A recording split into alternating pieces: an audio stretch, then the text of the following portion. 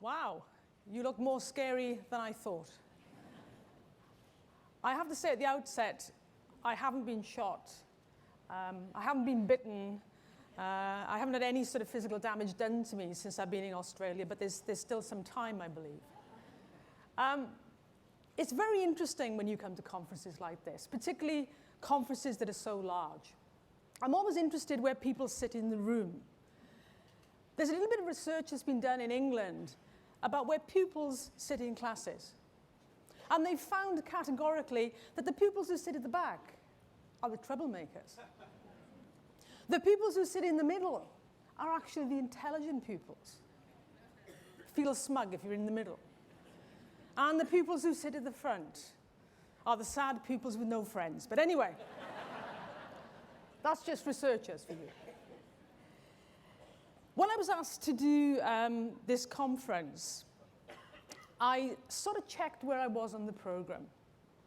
A few years ago, I was in the American Educational Research Association conference in New Orleans in April with a large jazz festival going on. It's hard being a researcher, you understand. Anyway, on the first day, Michael Fulham was there, the big names, the rock stars, Andy Hargreaves was there. The room was packed. My session was scheduled for the last session on the last day. So I walk into the room in anticipation, one person in the audience. So I say to this person, I say, look, there's no point in me showing you the PowerPoint. Maybe we go to the bar, because that's always a good idea, I think. And I'll talk you through the main points of my paper.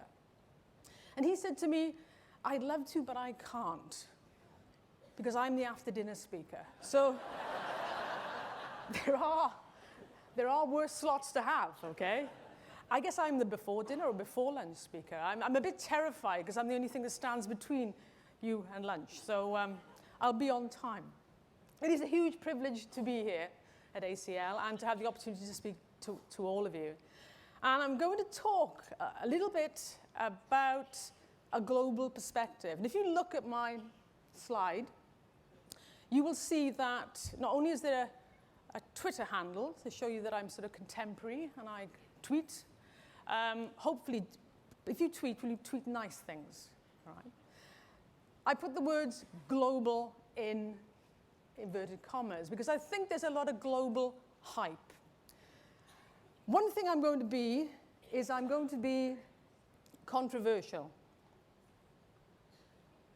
That's another C. I'm going to talk about these three things, basically. I'm going to talk about the importance of context when it comes to leadership. I'm going to talk about some contradictions. And I'm also going to talk about the importance of collaboration. And I guess Marzana just touched on that. He talked about professional learning communities. And I subscribe heavily to teachers working together in collaborative forms like PLCs. Not only PLCs, but like PLCs. To begin with, I spend my life, probably too much of my life, traveling and traveling through airports. This is a photograph that I took recently, not on my way here from Kuala Lumpur, but recently. What I'd like you to do now is turn to the person sitting next to you, and I want you to decide where in the world that airport is. You've got just 1 minute. Where in the world is that airport?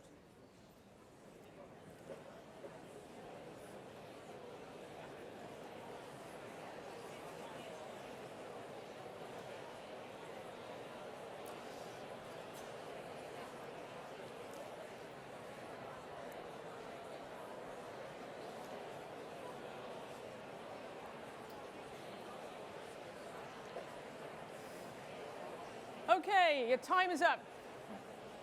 We'll come back to that later. There is a correct answer, one correct answer. But we'll come back to that later, because that is really the metaphor for my talk. When we talk about global, what do we mean? When we talk about global schools, what do we mean? And what would they look like? To me, there's a lot of edu hype. There's a lot of buzzwords that float around, normally in policy documents, like high performance, global, world class, as if we sort of knew what we meant by that with any precision. So I'm going to lay out a challenge here that some of these things are contested, and policymakers often present them as if they're not. I'm going to start with the aspiration. If, and I think you'll agree with me, what we want is for success for every child in every setting, irrespective of background or context, then what sort of education systems will give us that? That, to me, is the bottom line. That's what I'd like to see. Now, there are some researchers who would argue with that and say, but Alma, we know the power of disadvantage. We know what that does. And I say to them, okay, so if we lower our target and meet the mark, is that what we want? Whose children do we fail? So I'd rather set the bar high and try and achieve it than set it so low. So that's my raison d'etre. That's why I do what I do. I started my career as a teacher a long time ago in a school in challenging circumstances, which is essentially a high poverty school. So I know the playing field is not level. But I've spent my life trying to say, but there are things we can do to make that aspiration a reality. The reality is, and this is a new book, Too Many Children Left Behind, which is a nice title, I think. The reality is that we see around the world, despite our best efforts, despite all our reforms, despite huge amounts of investment, the gap between the poor children and the more affluent is actually getting bigger in terms of attainment and achievement. So something is going wrong. Something is going wrong. All too frequently, and I'm going to be talking about policy. You know, for 2 years, 3 years, I spent my working days as a policymaker in Welsh Government. And it was a little bit like a combination of Happy Days and One Flew Over the Cuckoo's Nest. Because it was sometimes a surreal experience. I remember my colleague, Dr. Michelle Jones, saying, because she was a principal, saying, what difference will this policy make? To be received with silence. Someone said we hadn't thought about that. But the point is, policies are fine, but they don't necessarily bring about the sort of changes that will close that gap and ensure that success for every child in every setting is actually a reality that we can achieve. Let me start with high performance. Does anybody recognize the picture? This is not a trick question. This is not which airport is it? Tower Bridge, London.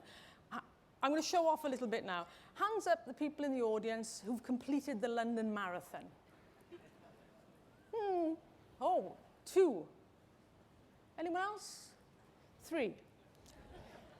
That's the showing off bit. Now, I used to be quite a good runner. I trained at Cardiff Athletic. I even was in the European Championships. Didn't do terribly well, but I went in Italy. And I was a pretty good half marathon runner. So I thought to myself, you know what? I'm going to run this London Marathon. So I did what every good marathon runner does. I bought all the kit. I had new shoes. I had a watch. And I trained. And I worked out that if I was lucky, if I was really lucky, and I paced myself on the first half, and people who've done it will know, I'd probably come in 4.5 hours, maybe. So there I am. I have my watch. The London Marathon starts, and there are thousands upon thousands of people, and you have to take ages to cross the line. Tower Bridge is important, because at Tower Bridge, and these images don't really do it justice, you cross over. In other words, it's the 13-mile point where you cross over, and you go out to the Isle of Dogs, and eventually, if you're very lucky, you cross the Mall, and you go through Buckingham Palace, and you finish. So here I am, smugly, running along, looking at my watch, pleased with myself. And I get to Tower Bridge, and someone has a radio. Remember radios? They didn't have an iPod, they had a radio. And I could hear on the radio that the first woman had crossed the line. Here's my first big message. high performance is relative. Is relative. I did finish the London Marathon, by the way. Unfortunately, I have to tell you this because I trust you. I was running up the mile, again feeling very smug but rather tired, and I suddenly caught a glimpse of the person in front of me, who was actually a large man, obese man, in running shoes and a tutu. And I'm thinking to myself, that is going to be on the television, and I'm going to be behind it. So I speeded up. The reality is, when we talk about high performance, it's relative. It's relative. This takes me to PISA. Now, in Welsh Government, when the PISA results came out, there was a slight fixation with them. I think that fixation still exists. It has become a powerful global measure. Not the measure, but a measure. And I will say there's nothing wrong with PISA.